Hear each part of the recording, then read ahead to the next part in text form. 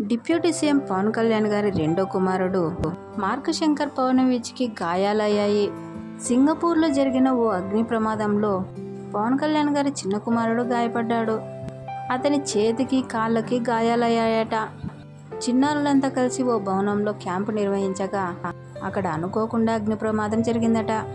అతనితో పాటు పలువురు చిన్నారులు కూడా గాయపడ్డారట. విషయం తెలియగానే పవన్ కళ్యాణ్ గారు ఆందోళనకు గురయ్యారు. చిన్న కుమారుడికి గాయాలయ్యాయని తెలిసినా పవన్ కళ్యాణ్ గారు సింగపూర్ వెళ్ళడం లేదు.